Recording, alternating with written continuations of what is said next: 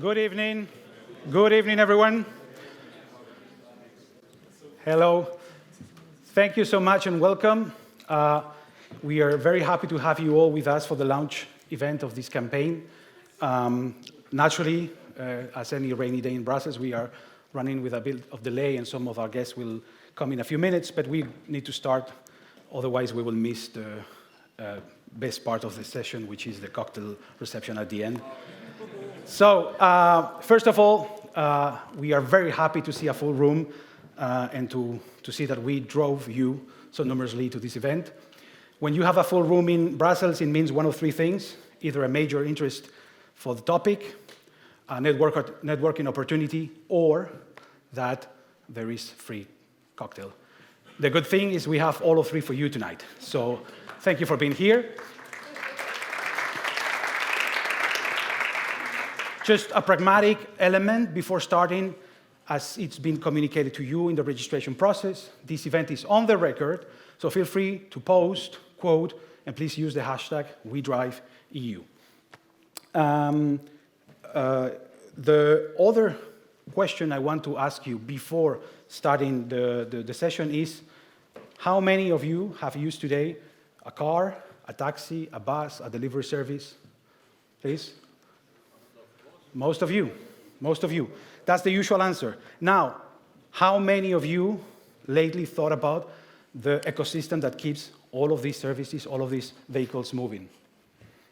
Mostly none. That's why we are here today, to give the spotlight to that sector that is essential for every aspect of the mobility and competitiveness of Europe, and is so many times underlooked. So today, we're going to explain to you why this campaign, the strength of the organizations representing this coalition, and what are the challenges and threats we see that need to be addressed. To start on this topic, we are going to welcome on stage the CEO of IGIFA, somebody who has been defending the interests of the sector for more than 25 years in Brussels. Sylvia Godson, please, the floor is yours.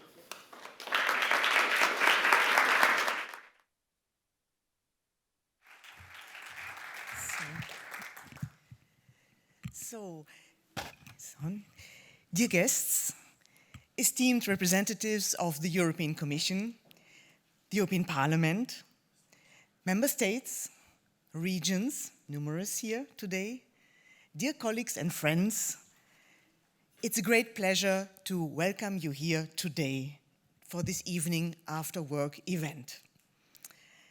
Ladies and gentlemen, the automotive sector is changing at a speed and scale we have rarely seen before. Electrification, digitalisation, software-defined vehicle, circularity requirements, all coinciding with geopolitical uncertainties, increased global competition and disruptions to international trade. In this situation, the European institutions are looking, rightly so, for measures to underpin Europe's competitiveness and industrial sovereignty, while at the same time supporting the digital and green transition. The automotive industry is attributed a particularly important role in this strategy. The EU launched important initiatives on competitiveness, industrial support, simplification and circularity, such as, for example, the Automotive Action Plan, the Automotive Package, the revision of CO2 standards, measures to boost the demand of zero-emission vehicles, the Automotive Omnibus, Battery Booster, Small Affordable Cars projects, to name only a few of them. We welcome and support fully these initiatives. However, current changes and challenges are not only affecting how vehicles are produced, but they are also reshaping how vehicles are used, maintained, repaired, insured, recycled, and kept operational on Europe's roads. That is to say, the automotive industry is more than vehicle manufacturing. Once vehicles leave the factory, a vast network of 900,000 companies and a wide range of professions take responsibility for keeping them affordable, safe, sustainable throughout their entire life cycles. This is the automotive aftermarket. These hidden champions, as Roland Berger called them in their recent European Aftermarket report, preserves our mobility across the Union. They are a key asset for Europe's competitiveness and resilience. We searched the statistics, we went to Eurostat, and we found out amongst the 13 million jobs which are always quoted very frequently for the automotive industry as jobs, actually 6 million are transport jobs. Tram drivers, metro drivers, taxi drivers, train drivers, and construction jobs, construction of bridges, roads, and streets. That means 13 out of these 13 million, only 7 million are really automotive jobs, real jobs created in and through the automotive industry. And therefore, from there, 3.26 million, as you see here on the posters, are direct jobs directly created by the automotive aftermarket. So this is in parity with the jobs created by new vehicle and component manufacturing. This is very often, these statistics are often not known. And today, with the launch of the Automotive Coalition for Europe, we aim to give this aftermarket sector the visibility it deserves as a strategic pillar of Europe's industrial future. Today's coalition event brings together a first group of representatives of professions and entrepreneurs from the automotive aftermarket and related services. You will see here on the slide ATPA, the European Data Publisher Association, AIRC, the Body Repairer Association, Automotive Mobility Europe, the newly created association, European Association of Vehicle Dealers, Authorized and Independent Repairers, EGIA, the European Manufacturers of Garage and Test Equipment, FIGEFA, the International and Independent Wholesalers of Automotive Parts and Components, Insurance Europe, and of course our sponsors, Belron, Mahle and Mobivia. Together, we represent the first part of the coalition, of the Automotive Coalition for Europe, and many more will certainly follow and join us. Today, we will showcase the contribution of our sector to a competitive, innovative, and sustainable Europe, while also highlighting the most significant challenges we face across our value chain and the conditions needed to address them. Most importantly, we will also demonstrate why the automotive aftermarket must be recognized as a central pillar of Europe's industrial strategy and of the competition frameworks. So, in a nutshell, and to conclude, Europe's automotive future is not only about manufacturing, but about the ecosystem that keeps mobility running every day. That is why we are here today as Automotive Coalition for Europe, and I hand over back to Alvaro to guide you through the program. Many thanks.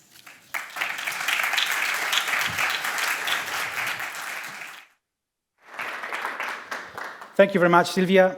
Now we turn into the policy perspective. And now that we have competitiveness and resilience at the heart of the European Commission's priorities, we're very honored to have somebody today speaking about these issues who is directly involved in shaping these agendas. Please welcome me join me welcoming on stage Dr. Niklas, who is Head of Unit of Mobility and Raspberry Unit in DG Grow.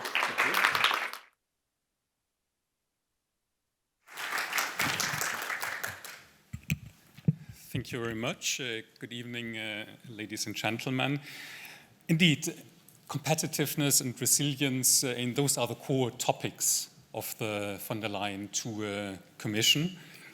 And I will start with the more general context, which is, I think, very relevant for all of you, and then go into the more automotive-specific measures that we have presented over the last 1.5 years. So I think it all started with two former Italian prime ministers, Mario Draghi and Enrico Letta, who presented their reports on the weaknesses, the challenges on the single market on the one hand, and the future of European competitiveness on the other hand, which set the tone for the mandate of this von der Leyen II Commission. The so-called competitiveness compass then really steered the policies towards combining the sustainability, decarbonization objectives with this competitiveness agenda. And the automotive industry, of course, is a very good example where we really need to combine the decarbonization and the competitiveness objectives. What do we want to achieve with competitiveness? It's to strengthen the business case to do business in Europe. And that includes also the speed and the scale to be able to compete. Looking at the speed, and this is in particular the whole simplification agenda. And we also talked with some colleagues here in the room before the meeting, for example, the time it needs to get a charging infrastructure installed. Or I heard from companies that want to have low carbon energy renewables for their own production, and it takes ages that they get the permits. So we're speeding up permitting times, making much faster the connections to the electricity grid, and of course, overall, cutting red tape. We have proposed from the European Commission side 10 omnibus packages. It's also an automotive word, the omnibus, but we use it for regulations. So these 10 omnibus proposals are expected to lead to 15 billion euros cost savings per year. And of course, we hope that the co-legislators also really have the speed that these cost savings come to the European industry. We will also do in the same context what we call a deep regulatory house cleaning. But looking at the principles here of We Drive EU, simplification doesn't mean deregulation. And of course, we need to fulfill the policy objectives, but we need to make it as simple as possible for all the European businesses to comply. And one aspect there is also digitalisation. Of course, digitalisation is good for the businesses, but we also need to make the best use of it for administrative procedures. I still remember very well from my experience in the private sector more than 20 years ago, shipping thick boxes of documents to the public authorities to get certain approvals. And all of this needs to work in a digital manner. And of course, also things like product information in paper in 20-something languages, much easier to have that in a digital format. Another aspect is also to avoid what we call gold plating, because of course we have complex rules coming out of Brussels, but sometimes those who blame Brussels most for bureaucracy are actually the member states who put most additional bureaucratic burden on the national level. So that's simplification. Then in terms of scale, the single market is our greatest economic asset. 450 million consumers, 26 million businesses. It's an 18 trillion euro market, and we need to make use of this economic potential that we have in the single market. A couple of examples. We have proposed a 28th regime for entrepreneurs to have one single and simple set of rules seamlessly applied all over the EU. We also identified what we call the terrible 10 barriers for cross-border trade and investment. And one example, after me, you will have a speech on circularity. But when it comes to shipping end-of-life products across borders in the EU, that's often much more complicated than simply sending them to Asia. That cannot be. We need to overcome such barriers. And of course, in this whole single market development, it's also about strengthening SMEs in their development and also small mid-caps. So we want to extend some SME benefits also to small mid-caps. Resilience is the other angle. Resilient supply chains, economic security. That's something we haven't talked about a couple of years ago here in Brussels. And now economic security, preparedness, agenda is, of course, a political priority, but I think it's also a business priority to really be prepared and make sure as businesses that you have a resilient supply chain. What are we doing there? When we talk about economic security, it's really not about Fortress Europe protectionism. To the contrary, we need trade agreements to have more markets outside Europe, but also to get inputs from outside Europe that we need. Raw materials. We have 60 strategic projects for critical raw materials. The automotive industry is one of the big industries in need of such materials.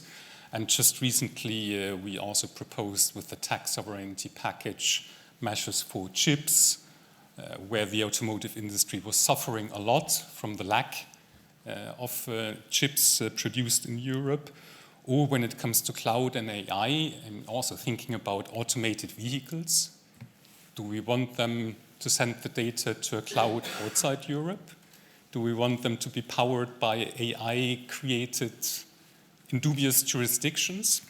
And this is all about really resilience of the supply chain.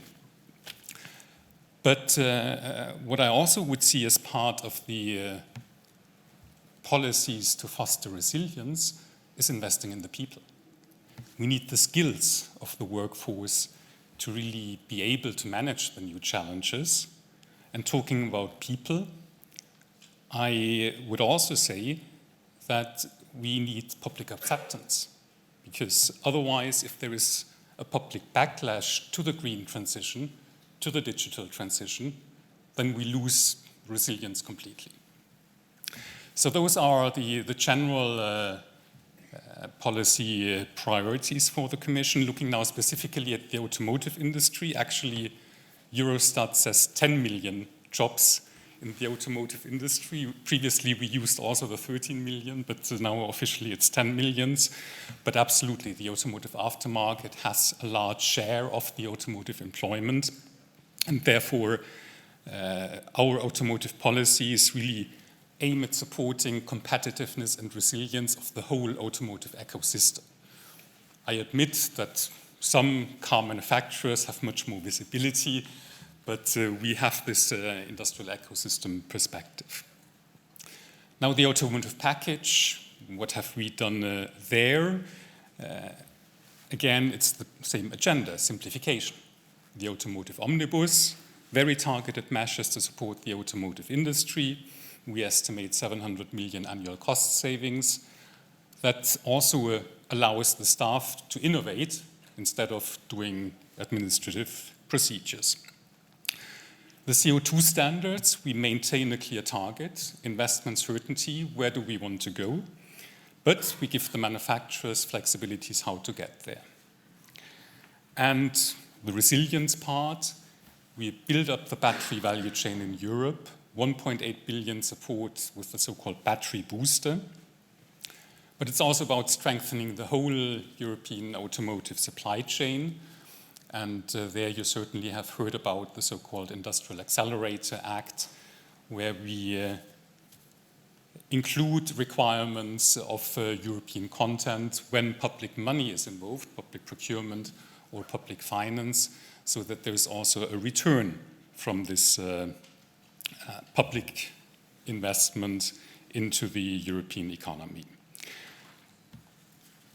One measure that is maybe in the CO2 standards much less visible than the discussion is at 100% or 90%, and what about low carbon fuels, renewable fuels.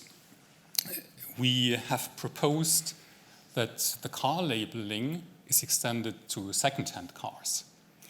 Because there we see, and I think the aftermarket sees that in particular, that the consumers, if they do not have transparency, certainty, is the EV still good enough? What about the battery?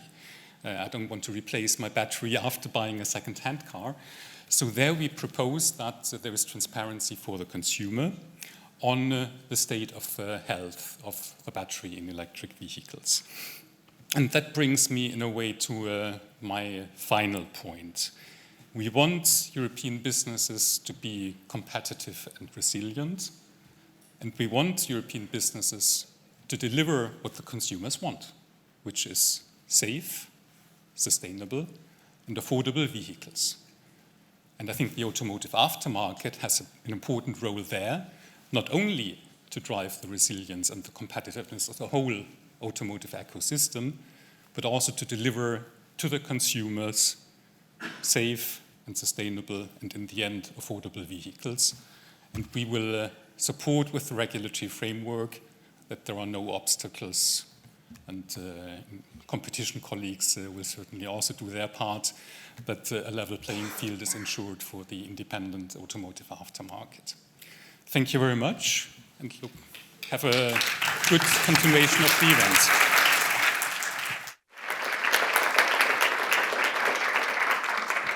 Thank you very much, Dr. Niklas, for setting the scene so clearly.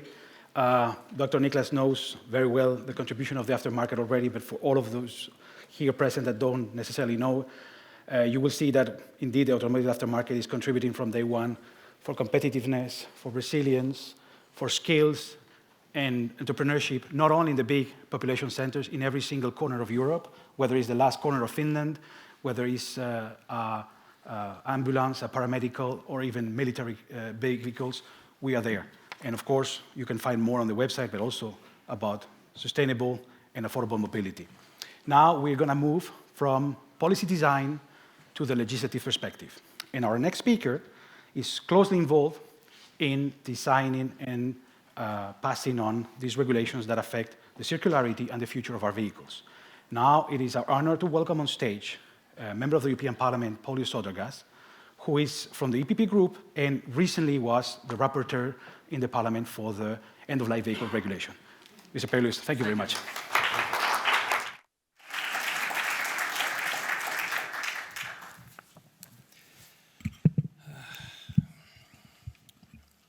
Good afternoon, and thank you very much for having me here, inviting. It's a great honor, dear President, dear colleagues.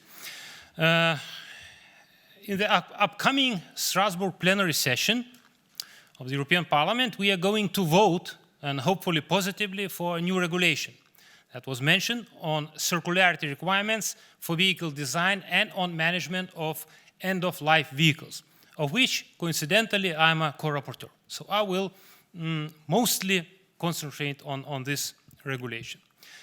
One of my guiding principles in the negotiations was to have everyone on board, including aftermarket. To listen to all the market players, because the automotive sector is a huge ecosystem. On one end of the life cycle of the vehicle, we have manufacturers, the OEMs. On other end, we have dismantlers, waste management operators, and recycle industry, and the whole sector of the use phase, the spare parts distributors, repair and maintenance sector, and so on. So the regulation should take into account the whole ecosystem that we want to be more sustainable and circular. By the way, the term circularity appears 85 times in the text, including the headline. And other very important concept as well, sustainability, 16 times. These are the two general ideas in today's Europe in general. But what is sustainability and circularity? These are not our goals. The sustainability and circularity are the criteria that could be measured. How much sustainable or circular is some product, industrial action, or your way of life?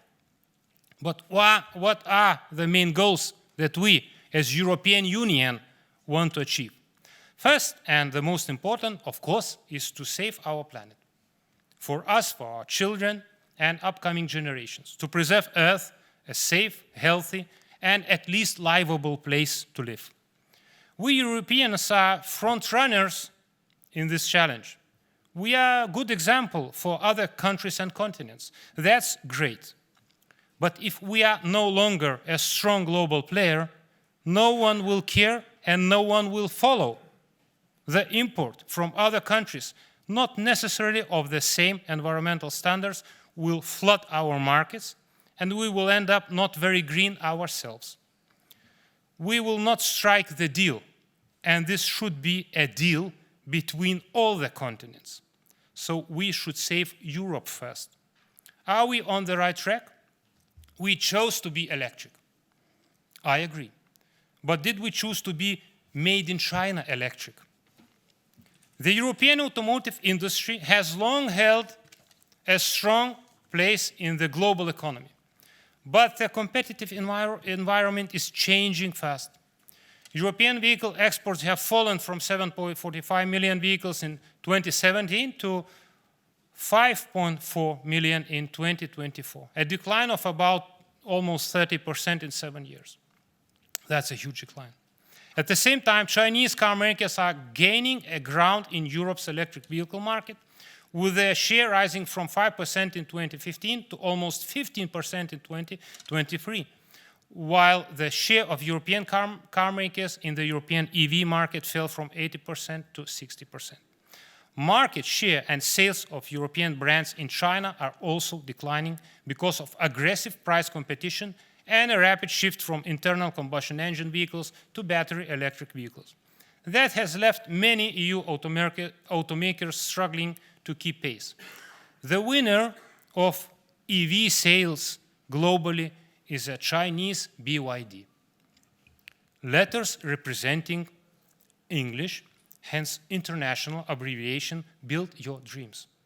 Sounds like an ironic slogan of an aggressive, governmentally subsidized trade strategy to occupy global markets, including Europe's. Things look really bad. Also, the European industry is becoming more reliant on imports of critical raw materials. Strategic autonomy strategy, extract more, process more, have alternative trading partners, but also recycle more.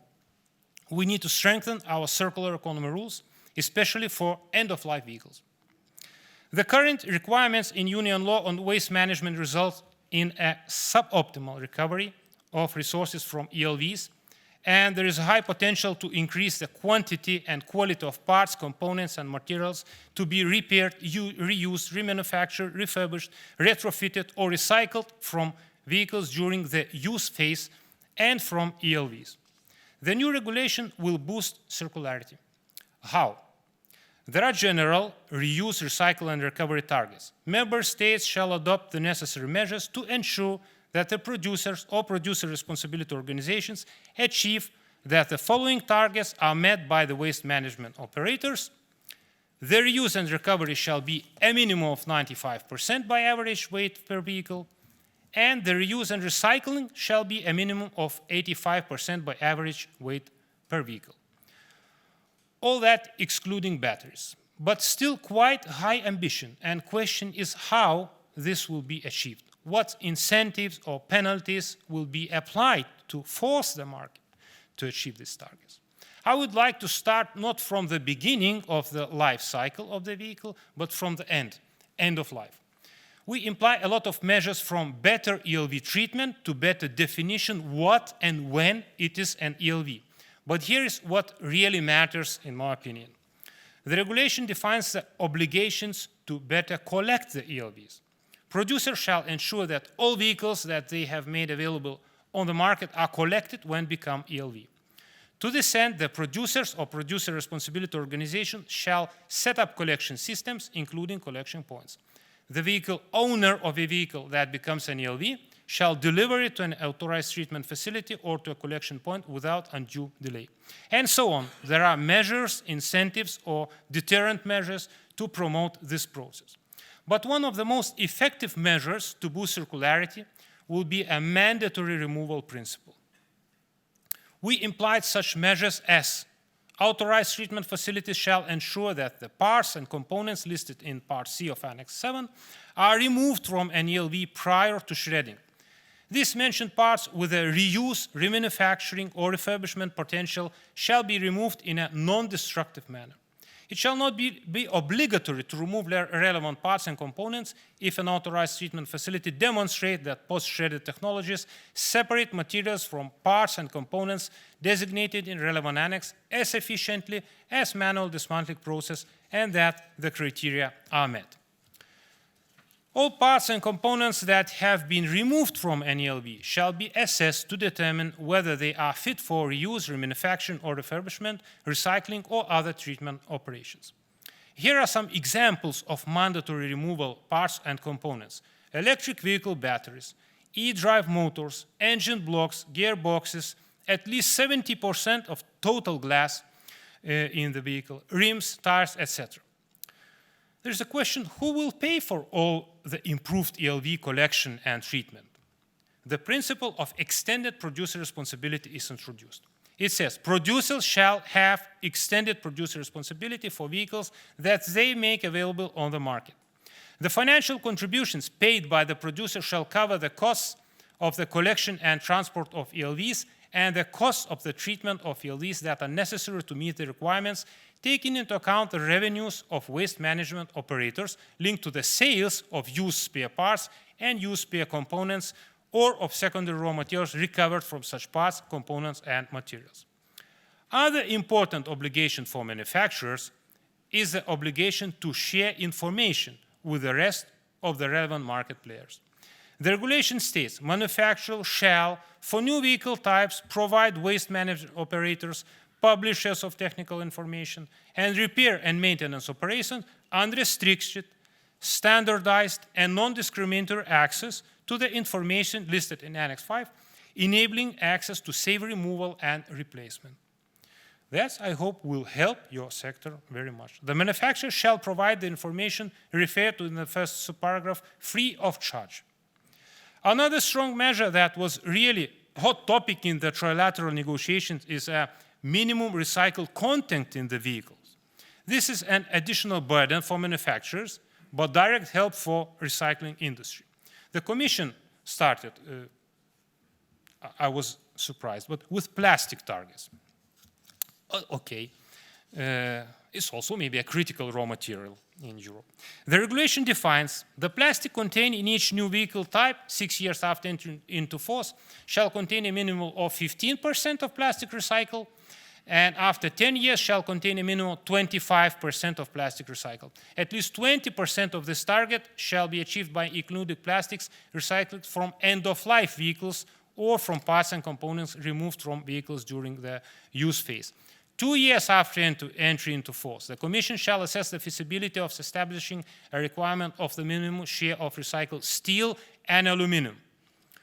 This is important, I think. 35 months, the Commission will come up with the targets for recycled magnesium, cobalt, boron, neodymium, and some other relevant rare earths. The targets for recycled content directly will boost recycling and circularity. But the true driving force of the circularity is applied in the beginning stage of the life cycle. The concept of circularity design is introduced. And this is what really matters and will play a key role in the future of all industries, of the whole world, if it becomes a common trend. Each vehicle belonging to a new vehicle type that's a type approved shall be designed in a way which does not hinder the removal by authorized treatment facilities of the parts and components listed in relevant annex. Additionally, and what I think is really important, manufacturers shall not hinder the removal and replacement of vehicle parts and components using software updates. But the market, however, goes in the opposite direction at the moment. The software-defined vehicle trend creates even more divergences. Commission launched the European-driven software-defined vehicle software platform initiative as part of the broader digital vehicle initiative to strengthen Europe's leadership in next-generation mobility. The European Commission should continue its dialogue with industry stakeholders and actively leverage the European Connected and Autonomous Vehicle Alliance initiative. And all these initiatives ask for more interoperability, more compatibility. The manufacturer should listen. I have an idea to this regard, and I would use the opportunity to share it with you. The President of the European Commission, Ursula von der Leyen, in her State of the Union speech, expressed the idea to have a small, affordable European car. At a glance, I did not like this idea, despite I really respect and admire the President. I thought to myself, now we will push the manufacturers to produce some kind of Tata Nano vehicle, and of course there will be many different small and affordable European cars made by Volkswagen, by Mercedes, made by Renault, Peugeot, BMW, Volvo, etc., you name it. And the criteria for this vehicle to meet will be the centimeters, how long it is. I have some doubts. What I would like to see in the European market, no, rather in the made in Europe market, I would like to see some compatibility, some kind of standardization, made by all, fit for all. We are talking very seriously about harmonization, standardization in the military sector. We are blaming ourselves for having tens of different types of tanks, artillery, and ammunition. We are imposing some incentives to better harmonize this market, to have a single market of defense. Why? To be of scale, to be large and strong, to be able to compete. I would like to see the Lego principle applied in European automotive sector. You know Lego. Your children are playing with Lego, maybe grandchildren, maybe you are playing with Lego. I like to play with Lego as well. This is the Lego principle. At least some part of one model or brand would fit the other. At least to have this principle in the small and affordable European car concept. Let's make it together, unify, standardize, or at least some % of the parts and components from affordable European car made by Volkswagen would fit to this car made by Renault. You will argue that OEMs are competing with innovation, that every part what is developed and is slightly different from other brands is a unique know-how, a high-end technological secret, and cannot be unified. I will give you one example, the wheels. Somehow we have standardized tires. The 15-inch of diameter tire will fit on a 15-inch wheel rim despite the brand. But the 15-inch rim from one model will most likely not fit to other brands or even models. I do understand the logic of having different offset, but why on earth we need different hub bores and bolt patterns? It should differ depending on vehicle class and hence mass, but why these variations between different brands? This is only market individualism. But we want to be globally competitive as Europe. The vehicle which is more compatible will have lower maintenance costs, more spare parts, more choice, easy and faster shipments, faster repair, better quality of repair because of scale, and etc. Hence, such a compatible vehicle would be globally more competitive. Let me give you another argument. The transport will go, and you mentioned it from the Commission, the transport will go more and more autonomous. We already have some example of autonomous vehicles driving around in some cities. European Commission in the Industrial Action Plan for Automotive described autonomous driving as one of key priorities. We should encourage innovation in this field as well as write legislation, creating regulatory sandboxes and European automated driving corridors. But the autonomous driving could even change our automotive culture, traditions, and perception of what is a vehicle and why I do need this or that vehicle. I mean that the brand itself could no longer play such an important role. If you do not drive yourself, you care less what you are driving. You call the taxi, do you really care what brand and model will drive you? As long as it is reliable, clean, and safe, you don't care much. The most radical vision of this future would be that all will be driving some unified autonomous taxi. Let's not miss our chance to be on this train. Let's make more compatible cars sooner than others. And my final remark on sustainability. What is more sustainable? To have longer life cycle of the vehicle or shorter? Of course, technology is changing. We cannot drive the same car for decades. But we cannot allow premature forced description as end of life encouraged by European legislation. We need balance here. I fought for this principle working with this regulation because there is a lively and competitive aftermarket ecosystem in this phase between the manufacturing and ELV stages. There are you. The legislator should listen to you more carefully because you create economy, you create workplaces, and you create Europe. Thank you.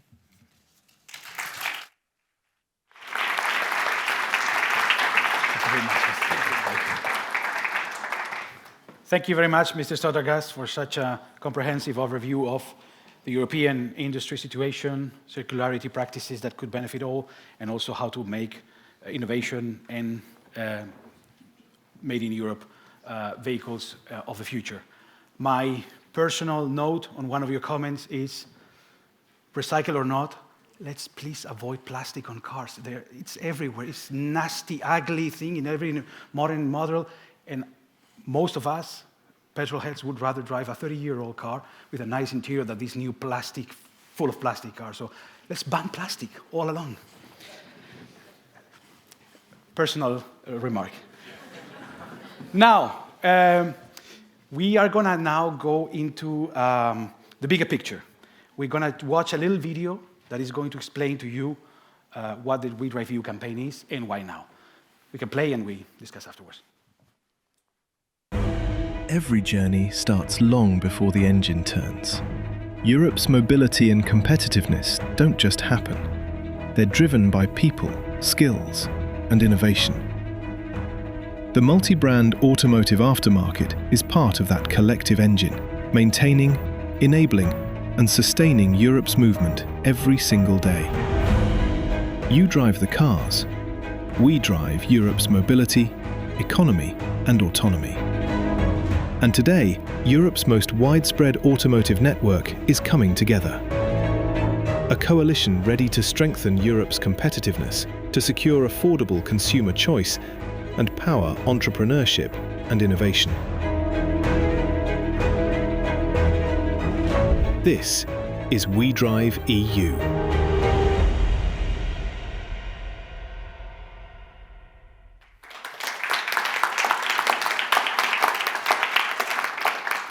Thank you. You will have all of the information at wedriveeu.com. Now, we move to the heart of today's discussion, because if there's one question behind this campaign is, how do we ensure that Europe's automotive future is not only innovative, but also resilient, competitive, and accessible? And to explore this, we're going to invite our panelists, moderated by Rona McDonough, Technical Director of IGIFA. The floor is yours, please.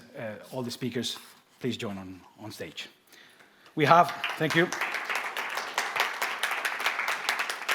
We have Stefan Antiglio, President of Parts Holding Europe, Thomas Aukamp, Managing Director of ARC, Leah Desgardins, Director of European Affairs at Mobivia, Alex Ehrman, Manager of External Affairs in Mali Aftermarket, and Dr. Daniel John, Head of Actual Department for Non-Life Insurance in Huckelberg.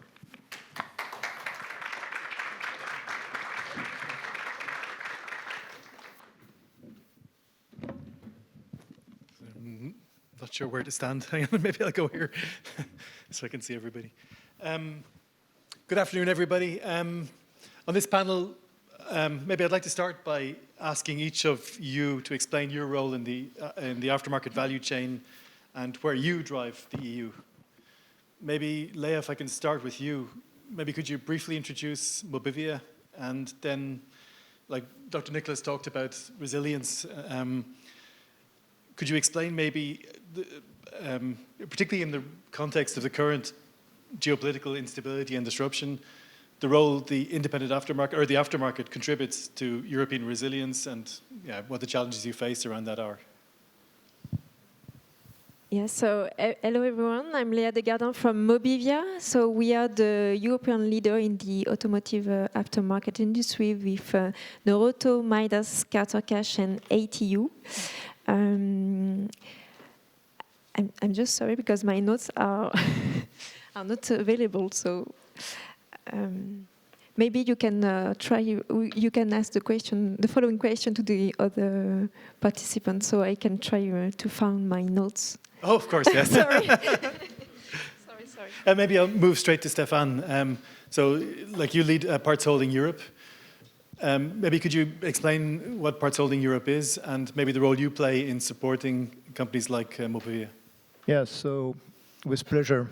Parts Holding Europe is spare part distributors, okay, and here I'm representing all my colleagues of the independent spare part distributors in Europe, so represented by FIGIEFA, by the way. We, as a company, we operate in 6 countries, originally France and Benelux Island, Italy and Spain. What we do is very simple. This is apparently simple, but very complex. We buy parts from parts manufacturer and we deliver those parts to the installers, to the garages. We do that with a high level of complexity, just a few figures. We do have over 400,000 SKUs in stocks. So this is a stock business, first of all. We deliver many times per day the garages. Every day we deliver PHE only, 300,000 parts to our customers, okay? And we have a very modest market share at European level, because this market is still very fragmented and highly competitive. And so you can do the math. If we do deliver 300,000 parts per day, with a market share below 5%, it's easy to do the math. That's to say, every day, aftermarket business is about millions, 6 million of parts delivered to garages to enable mobility, people's mobility. Okay, so this is what we do.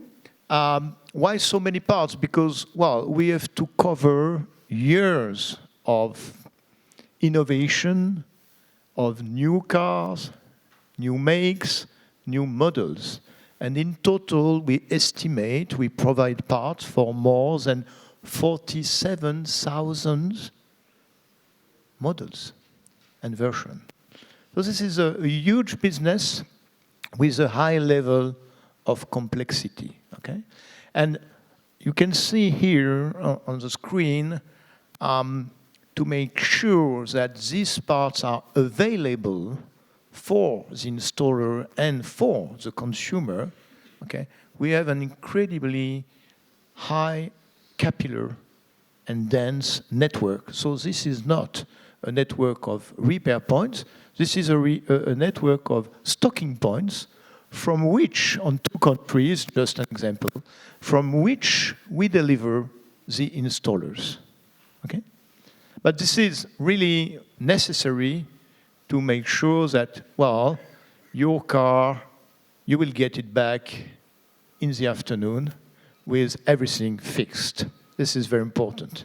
Though this is a logistic part of our business. We do that in partnership with our supplier. And we can say that we really support the parts manufacturing industry by enabling the route to market of their parts to approximately, so not only for PHE, but for the whole European market, to more than 500,000 workshops in Europe, okay? So big figures, big business, okay? And even more than that, if you look at the car manufacturer, we can say the independent aftermarket that we represent, that we uphold the promise that their products, their cars, have longevity and that can be run efficiently. Okay? So, in addition to that, we do more because we also completely support our customers by providing them training sessions, technical hotline, in order to support them with the new technological changes. And this is also what we do, all of us, day after day. So, a double role, I would say, a distributor and support to the independent multi-makes repairer, installer. For that, also, we operate in an incredibly and highly competitive business because each garage has a choice of ordering from at least 5 to 10 distributors. So there is a high competition, but there is no competitiveness without competition. You know it. And in that respect for us, I mean, just want to insist on one thing. The motor vehicle block exemption regulation is absolutely essential for us. And of course, this regulation it has to be maintained, it has to be reviewed, refreshed, to reflect the changing in technology, but this is a key point for our competitiveness.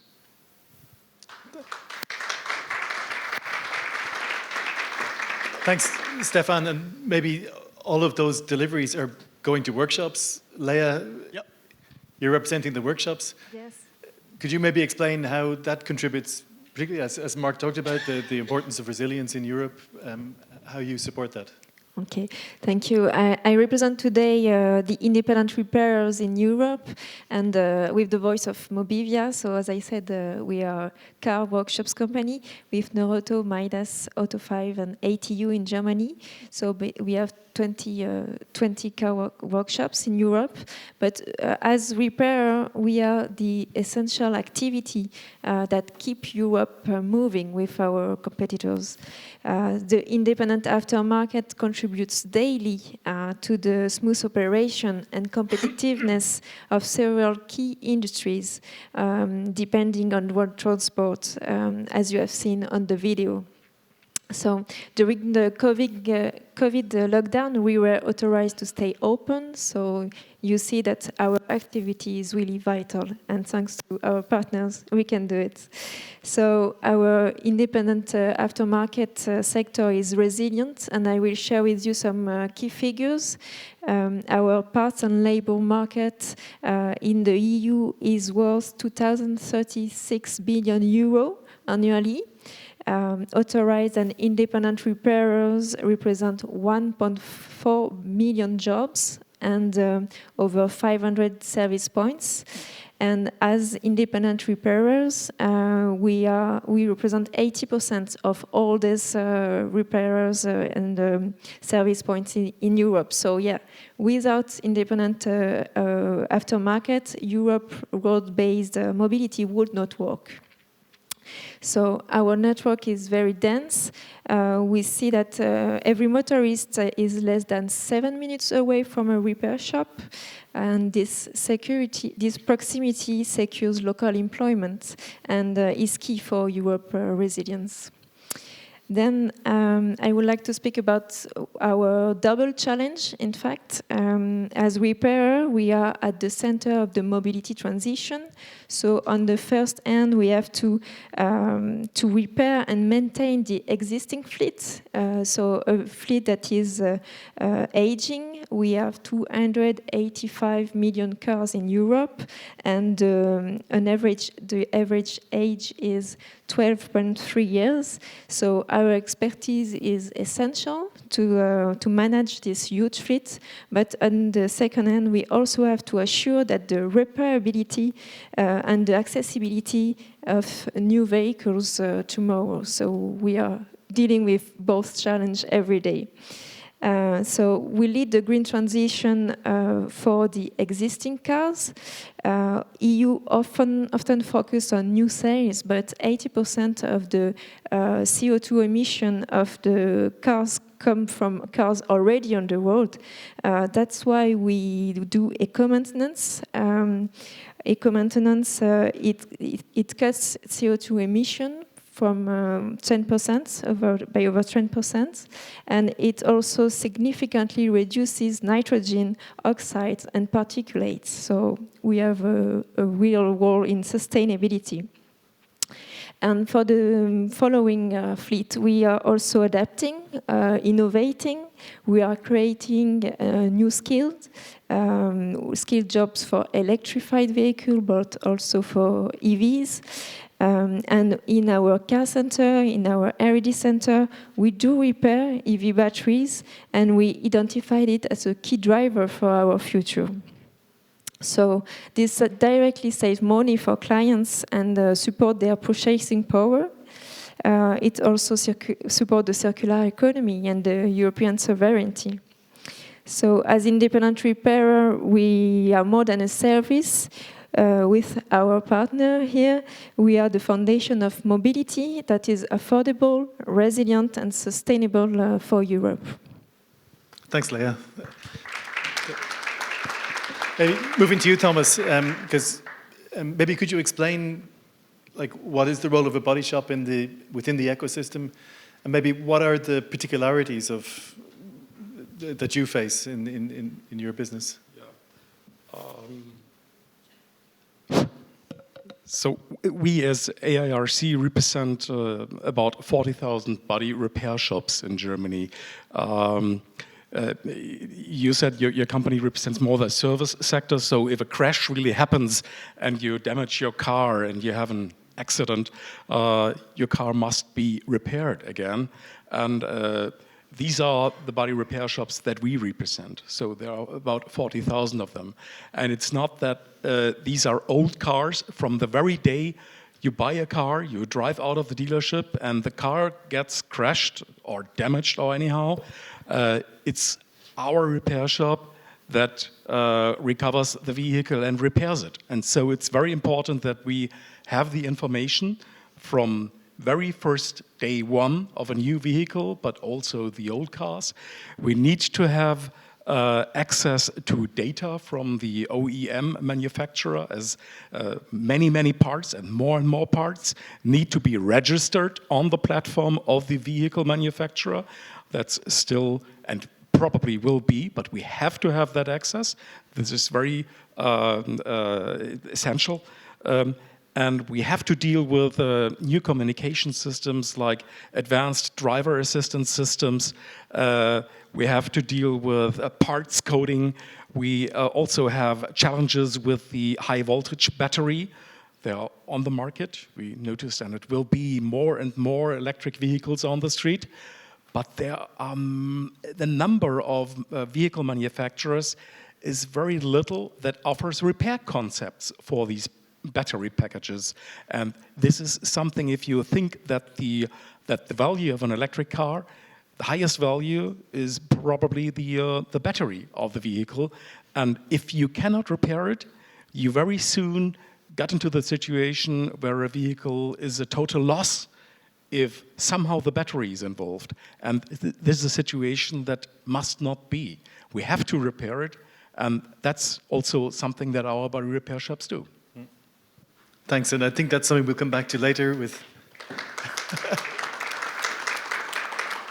with Daniel. But maybe before that, Alex, I'd like to ask you. So Mahle is a manufacturer. From your perspective, what is the importance of the aftermarket to the industry's competitiveness in general? Yeah, and as Mahle, we are an automotive supplier, tier 1 supplier. This means that we develop and manufacture the parts for the vehicle when they are built at the OEM, but we also use this what we call OE competence for the aftermarket. And as such, we are also globally active as a whole industry, also our competitors. We are globally successful. And for us, you could say the independent aftermarket is sort of a profitability tool. So within crisis times, as Mahle, we can be quite proud that we achieved 1.2 billion revenue in the last year, and we use this revenue to invest into innovation. And that's in the aftermarket. Exactly, in the aftermarket. And Thomas presented a lot of challenges, and for us within these challenges are also opportunities, because as we develop those parts, services, diagnostic tools, repair solutions, we want to provide them to the industry and to enable them to repair the vehicles, as has been stated, and use this innovation to also then build resilience. As Dr. Niklas said, keep those skills within Europe. We talk about all the companies here, SMEs, highly skilled SMEs, and we try our best to enable them with innovative services. For example, as I mentioned, we invest in battery repair, in diagnostics, ADAS calibrations, those topics. And for us, therefore, the aftermarket is just more than a service channel, so to speak. Brilliant. Thanks, Alex. And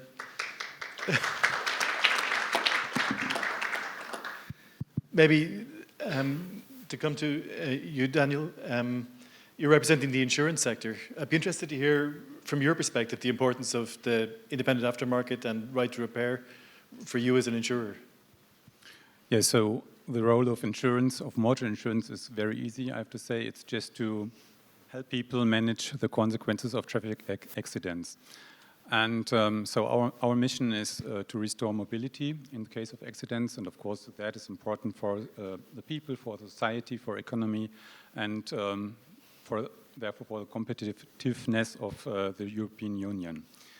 And because I'm a mathematician, I've brought some numbers for you. And the first one, this is to show the responsibility of motor insurance. And so the first one is the 115 billion euro. That's the amount we pay for claims, or we paid for claims in 2024 in 28 European markets. And that was paid by insurance companies to compensate for traffic accidents. And so last week, I asked my colleagues, and which part of this is going to repair of vehicles? And no one could answer. So yesterday, we tried to estimate this number, and the result is very easy. It's about 50% of this number is the share which goes to repair of vehicles. And that is, in other words, 60 billion euro in 2024, or every year, which goes to the European aftermarket. Yeah, and that said, you see, insurance industry is one of the largest customer of you, the aftermarket, and we thank you very much for that, what you do for us. We thank you too. And yeah, the other way around, repair costs also make up a large part of insurance premiums. And that what is the problem? You see here, repair cost inflation, or repair costs rise very rapidly and much more than you could expect. And to give you an impression of that, you see here the average increase of consumer prices in Germany in the last 4 years, and that was about 4.3% per year. Interestingly, the increase in prices for new cars in the same period was just 4.1%, so even less than the general inflation. And yeah, maybe that's even not interestingly because there was competition between OEMs. On the other side, and in the very same period of time, we see that prices for spare parts, which are used to repair accidents, rose about 7.6% per year. And the prices for hourly rates for accident repair rose about 7.5% per year. So, in other words, that's nearly double times higher than the usual consumer price inflation. Yeah, and what you see, considering these numbers, is just we don't have competition in this repair market, or we don't have enough competition in this repair market. And so what we need is we need competition, and we need a good and fully functioning aftermarket. That is what is important for us, and that's not only important for guarantee, so that it's possible for us to guarantee affordable premiums for insurance, but it is also important to repair that are made safe and properly, and that are made in time. And yeah, that's important for us. Okay. I guess the obvious next question is to you, Thomas, given that those crash repairs are coming to you. From your perspective, what are the challenges you're facing? Like Daniel talked about the cost of repair. What's driving that in your experience, and what are the challenges you're facing? Thank you. We are challenging especially new developments we feel that as a big challenge, because new vehicles, the design of new vehicles, appears at the end in case of a crash situation that you very soon and easily can total a car just by, and I will show you some examples later on, just by replacing it due to the original manufacturer parts cost and also the work that is combined with repairing it. We feel that some car manufacturers have some development in the body structure, development of gigacasting, for example, where parts are combined, more than 75, 80 parts are combined into one pressed part, aluminum pressed part, for example, which is not repairable anymore. And so this is easier and creates less cost in the production of the vehicle, but at the end, due to the working hour effect and the price of this part, it results that the car is not repairable anymore. For example, we just saw an example of you putting an Audi headlight in front of the screen with 6,300 euro. We have here an example that I brought you. It's a Land Rover model Velar, 163,000 kilometers. It's a very nice car, built in 2018. Market value now about 30,000 euro. This is the list of the configuration of the vehicle, and this is the gross OEM spare part price of the front lamp, of one headlamp. And you can see that very easily a car which is less than 8 years old, having a little crash, only the two headlights will almost cost the price of the vehicle. And if we talk about sustainability, I think, in my opinion, and in that way I also agree with Alvaro, I love old cars, and we are in Europe at about 12.3-year-old cars, which is actually nothing. Why should you write down and write off a vehicle that is almost 8 years old? It hasn't reached the end of life already, and just because of two headlights, this cannot be. And we talked about the repair cost. This is the net price, it's not the gross price. But the labor cost of repairing one lamp is 180 euros. But the gross price of the part is more than 7,000 euro. And this is something that ends up in a repair of 7,500. And you haven't really painted nothing yet, even not exchanged the front end of that vehicle. And this is a situation that cannot be. And we are in a captive market, especially for the OEM, where the OEM use the crash-relevant parts as an easy tool to earn money. We have here some samples from Volvo. We are using the Thor's hammer, that little T-formed shape of the headlight is something that they try to register. We have another example with Cupra, with a functional light design at the heck end, also a crash-relevant part. We have Mercedes with another example of the headlight where the symbol of Mercedes, the logo of Mercedes, is inserted. And vehicle manufacturers try to undermine the design protection and eased design regulation just by trademark protection. And this is something that makes difficulties in the independent aftermarket as they overcome just an eased design regulation by trademark policy. And now we come to a very nice example of our manufacturer BMW. They developed and registered at the World International Property Organization a screw that can only be handled with original tooling equipment licensed by BMW. And they have already registered several designs of this screw so that the brand-depending manufacturers and repair shops can handle that vehicle. So we should be really careful about this situation, and this is something that we demand from Brussels, to create repairability, to make a legal framework that creates this real sustainability of vehicles and that really supports the independent aftermarket. Another example on the high voltage battery. Here we have an example where I just put up the battery price against the new vehicle price. And you can see that easily that if the battery is involved in an accident or in a damage, you have examples with 46% with a Mercedes, Tesla with 20. Tesla is a primus in that segment, only 24.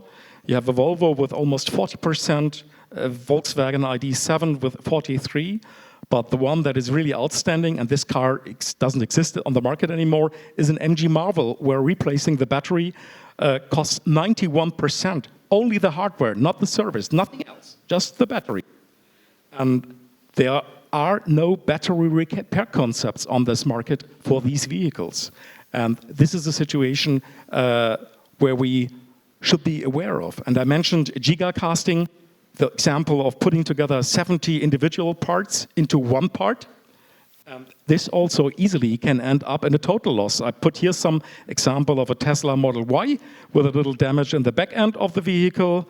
And you see in the middle picture that you have to tear apart the whole vehicle just to replace and to manage to repair this car, just because of the construction of gigacasting modules, which you can see on the right-hand side, where all these parts are put together into one part.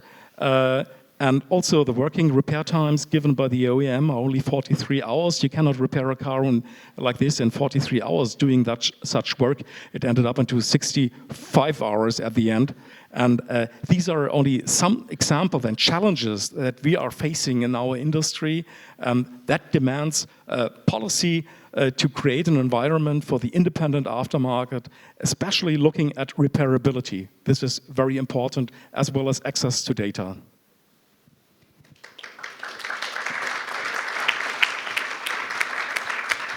Thanks, Thomas. Quite concerning information. You talked a lot about electric vehicles. Maybe Leah, can I ask you, because as a workshop network, how do you see the challenges and opportunities around EV repair, traction battery repair, in the context of the Green Deal and the circular economy objectives and so on? Could you maybe... Yeah, I will complete what Thomas said. As a repairer, we can play a vital role in addressing consumer concern about EVs by being able to offer them cost-effective solutions for EVs. As you said, battery represent, we had 40% of an electric vehicle value on an average, but yet current designs often make disassembly totally impossible or really complicated, like you show us.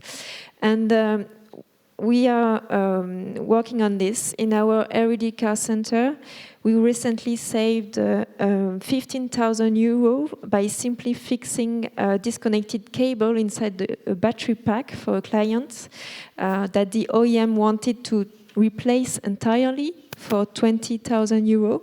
So yes, we can save battery and materials and cost for the clients.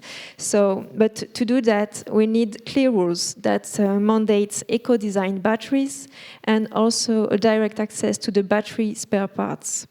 We need to have access also to the battery management system and to have access with a writing right on the battery management passports to update it after a repair. So yes, battery regulation must include repairability, as intended in the Automotive Action Plan, where repairability of vehicle was set as a priority. So we need repairability because it's the foundation of the circular economy. And repairers have the skills to repair batteries. This will need to keep vehicles on the road. This will cost lower. And we need legislative intervention to make sure that repair must be possible and should always be prioritized before recycling. Yeah. So the independent aftermarket can do a major role in this. I also want to speak about another topic that is enforcement of data and RMI standard. So the European rules on repair and maintenance information exists today. There are standards that are mandatory, but we looked at it really deeply and we saw that only a third of OEMs really comply with those standards. Some of them are using pretexts like cybersecurity, CERMI, or security gateway to use to lock us out. But it's not. We need something that is really much clear. To have a strict, non-discriminatory and affordable price access to in-vehicle data, to software functions and to technical information. Without this, even a basic maintenance or advanced diagnosis cannot be done. So for us, there is no right to repair without right to connect. And we really advocate on this. And to conclude, I would like to talk about the repair index. So we want to translate all these complex requirements into something visible and concrete at Mobivia.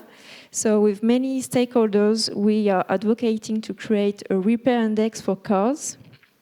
So it already exists on other products. In fact, we want to assure that any car can be maintained by any professional during its entire lifetime and at a fair price also. So we want to turn a simple and clear tool into a visible standard for a car.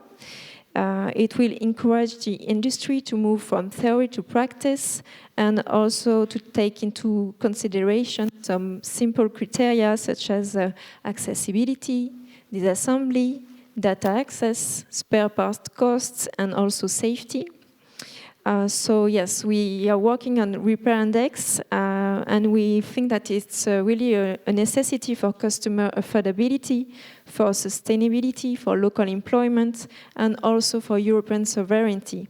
So it's like a call for action. So let's unify the whole industry around this repair index, production and service, to go further and to make repairability a reality. Thanks, Leah. Maybe to go, if it's up or down the value chain, Alex, as a first equipment supplier, what are the particular challenges that you face as a supplier, both of parts but also of diagnostic equipment to the independent aftermarket? Yeah, thank you. So, I mean, it's no secret that we are in the era of the software-defined vehicle. So what's changing? The previously mechanical spare part becomes more software-driven. It becomes connected to the vehicle. And for us, it's very relevant that in 14 days, we will see the entry into force of the Annex 10 of the type approval regulation. It seems like a very small regulation, but it has quite severe consequences. And what does it mean? If you fit a new spare part, you previously loosened a few screws, maybe unplugged it, screws, plug, it works. But now you need a diagnostic tool, you need to communicate for cybersecurity reasons that are totally right. And the workshops are already cyber secure themselves. They have all of the certificates. It's our mission to make it one click in the diagnostic tool, but they need to communicate with the OEM server. And what does that mean? We create potential artificial barriers. As you just mentioned, somebody can lock us out. And we fear this. And for this very reason, we think that we first need fair and equal regulation on this topic, but then even more important, the enforcement of those rules. That's very important for us. But I guess the Annex 10 you're referring to was updated. The question now is more enforcement of it. And, yeah. Exactly. Okay. Okay, thanks for that.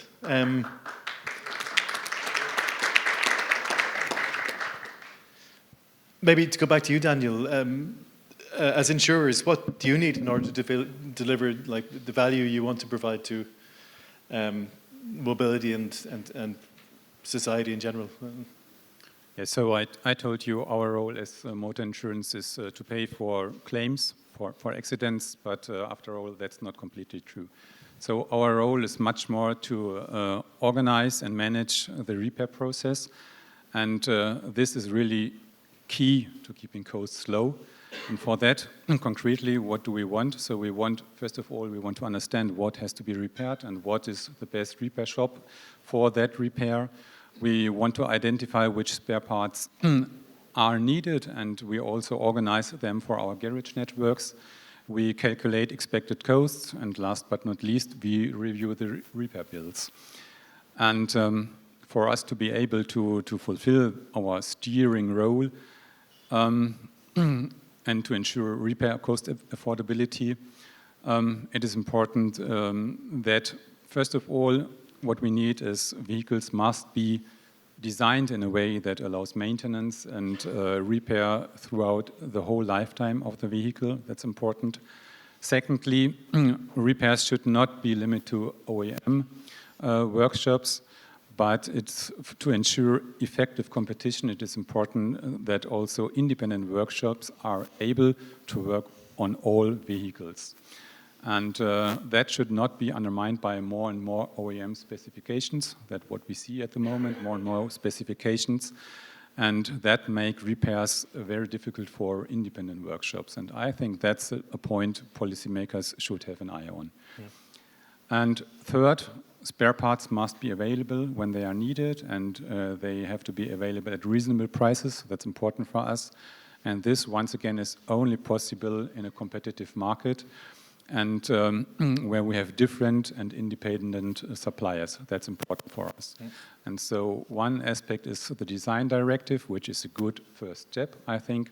But Thomas, you already mentioned the trademark topic, and I suppose that's the next step, which makes repairs much more expensive again. Yeah, and finally, what we need is data and information about spare parts and about vehicles. Maybe you mentioned data. Like, I know personally I've been involved in the whole access to data debate for quite a while. From your perspective as an insurer, why is access to vehicle data so important? So access to data is important to guarantee efficient claims management, repair of cars, and that's why we need spare parts data and information. And one example for this is we need technical characteristics and the correct serial numbers of various versions of spare parts. And in reality, today, that is not given. So there are different versions, and there's chaos of the serial numbers, and we don't have the access that we need to get these information. So that's one example. We need availability of spare parts, we need time to deliver these spare parts, and so on, and that's all important to manage the repair process. And the second point then is that we need the in-vehicle data, and that's important for innovation because the cars are becoming more and more connected, and they are becoming more and more automated. And so having access to in-vehicle data for us is important because we want to price the insurance premiums, and that's what we need data for. And for automated cars, we need information: what type of a car is it, what system is built in that car, what software version does this car need, and so on. And that's information we do need to calculate prices. And after all, it's important for claims handling and for efficient claims handling. And maybe another interesting point, what we need access to in-vehicle data for is that we want to incentivize careful driving to lower the number of claims on the roads. And we also want to incentivize fuel-efficient driving. And that's why we offer pay how you drive tariffs, and they really have an effect on number of claims and number on and the fuel consumption. Okay.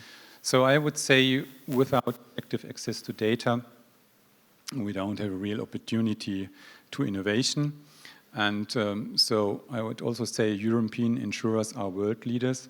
But without this access to data, our potential is really limited. And to remain ahead, So we really need this access to in-vehicle data. So also here, the Data Act is a good first step, of course, but after all, in reality, it's very difficult to get data from vehicles. It's annoying, it's really not funny, I would say. And so that's why we need a sector-specific legislation for access to in-vehicle data. Okay, and thanks, Daniel.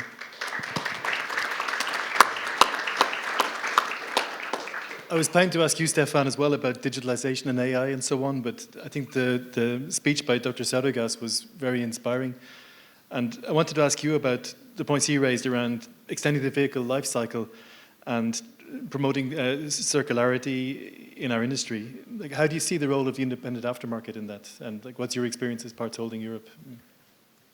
Well, maybe first of all, one comment on innovation also. This is important for us. I mean, we have to innovate as a distributor. So we invest, for instance, in automation in our warehouse. We optimize our delivery routes with software.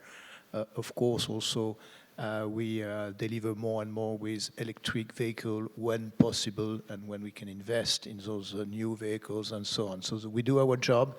We do also a fantastic job because we are interconnected and connected to a whole chain in the aftermarket. So I mentioned the complexity of our business, and this complexity, to manage it, we need data and upstream data that come from data publisher. We need also downstream. We need also diagnosis tool. Our customers need diagnosis tools that connect, and also we have strong partnership with diagnosis tool provider and data publisher. So this is a chain, a real chain that is, innovating permanently to adapt to the evolution of the technology of the automotive industry. This is a key point. On circularity and sustainability, I do believe, and at PHE we are quite committed to sustainable mobility. For example, we do deliver today 12% of the parts we delivered are remanufactured parts. So this is also in cooperation with our spare parts producer, manufacturers. Some of them have taken initiative, sometimes many years ago, but some of them are taking new initiatives. For instance, in the headlights, there will be some initiatives that are about not replacing, but repairing the components. Also, I believe in that. About remanufacturing, we play a key role because with the daily contact, and sometimes more than twice a day or 6 times per day, the contact we have physically in the garage, we have a reverse logistics that is possible, and we can return the cores to the manufacturer, and thus they can remanufacture some product. We have a program, we at PHE, but also other companies in the automotive spare parts distributors, that is about reuse, reman, and repair. And sometimes we say that repair is better than replace also. Maybe it's a paradox, but I think if we want to maintain this affordable and sustainable mobility, and we all understood that this is at risk, clearly, and technology and the evolution of technology make it at risk, okay? We have to lay the emphasis on reuse, repair, reman, in cooperation also with our parts manufacturer. And this is what we do today, but I think, and this is a personal comment, we would need also on reman and repair the components, we would need a specific framework to support these initiatives.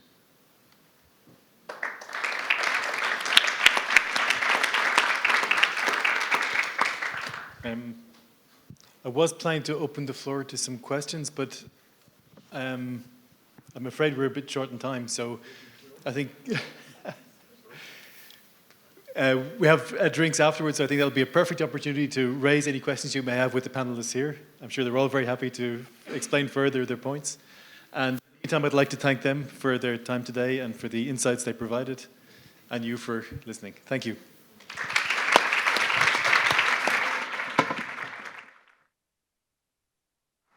Thank you very much to all of our panelists for a very rich and I think concrete discussion. If for me there's a takeaway, is that the aftermarket is not a part of the conversation, it's the central part of it. Now, we're going to wrap up and move ahead and look ahead for the future.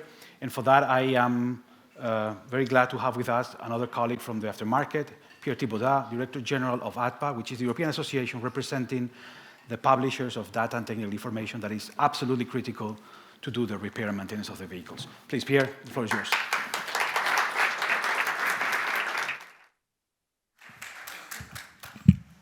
Ladies and gentlemen, good evening. I know that I am the one standing between you and a fresh drink, and nice food, and fancy discussions. But please allow me just a few words to conclude and summarize what the great speakers, either from the institutions or from the business, have just said. But maybe first, on that, it was not planned, but a first reaction on the panel. The rising cost and restrictions on access to technical information have both been mentioned, and here I would like to give an example merging those two issues. Overnight, for the same quality and the same quantity of technical information, a vehicle manufacturer has increased its fees by 12. Another one has increased its fees from 50,000 euros to 2,500,000 euros, a 50-time increase. Just overnight, just like that. Now back to my proper conclusion. Yes, the European automotive aftermarket ecosystem is a champion, the main driving force of the European automotive sector. Together, we employ 3 to 4 million people, 3 times as many as vehicle manufacturers, in about 900,000 companies, all over Europe. We make the repair of vehicles local, affordable, convenient, and reliable, and in this sense, we truly contribute to the roadworthiness of vehicles and to the resilience of road mobility. Yes, the European automotive aftermarket ecosystem is a success story. The success story of historically ambitious, forward-thinking European legislation, which until now have avoided monopolies and have enabled real competition and proper innovation. Other parts of the world envy and copy our good old European rules, which have a true lighthouse effect. But, and we have heard it, the European automotive aftermarket ecosystem is also at risk. Some new technical and commercial practices and the lack of enforcement of existing rules are foreclosing competition and preventing innovation, with a detrimental impact on our businesses, of course, but also ultimately on consumers. This is why my colleague and I, we are among the rare lobbyists in Brussels to ask for more legislation and for more enforcement. Ladies and gentlemen, European legislation has to be holistic and inclusive. We employ more people in more companies, and we work on the car for a longer time than anyone else. We cannot any longer be treated like the fifth wheel of a car. We would like to thank those officials who do not handle the aftermarket as an afterthought. Some of them are here tonight, and I would like that we give them a warm round of applause.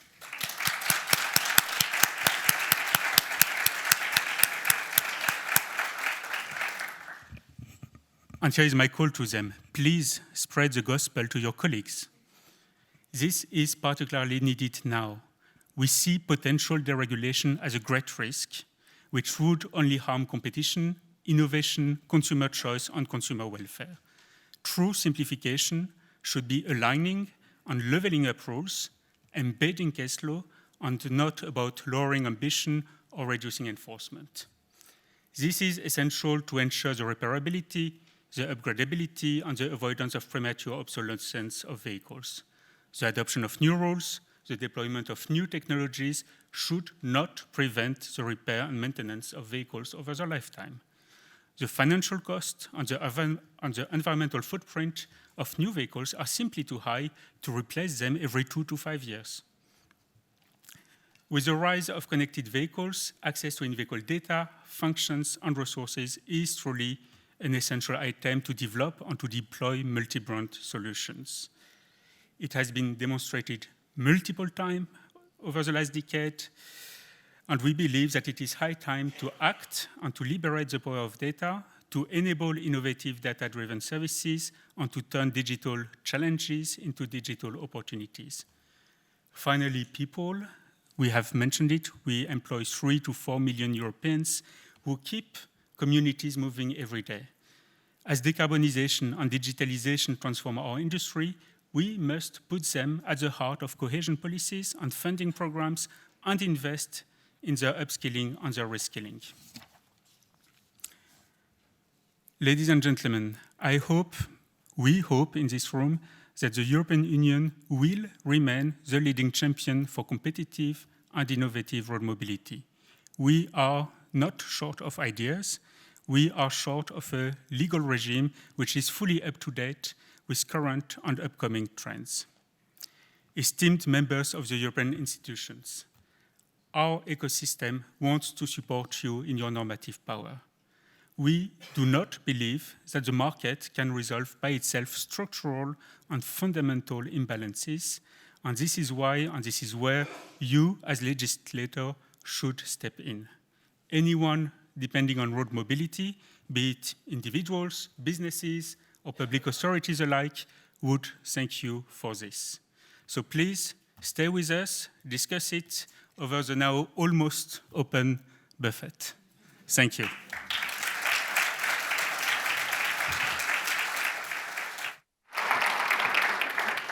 Thank you very much, Pierre. I just need to say this, Mr. Sodergas, you are absolutely welcome to come to our office. Both Pierre and I have our offices full of Lego cars. I think you'll like it. Now, it is the moment you all waited for. Food and drinks are served. Across that hall, you will have the buffet. You have 2 bars, one here, another there.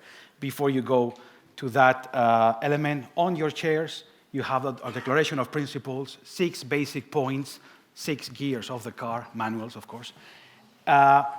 Please support those principles, and you'll be supporting us. But also, we want for you to continue the debate, challenge the ideas, and become a champion of the automotive aftermarket. For that, where that little computer is in that corner, you can have an AI-made poster portraying you as a defender, as a champion of data access, of repair and maintenance. Please go take your AI picture, get your poster. You can do it individually, in group, by couples. And please, post a lot with the hashtag WeDriveU. It was an absolute pleasure to have you all today.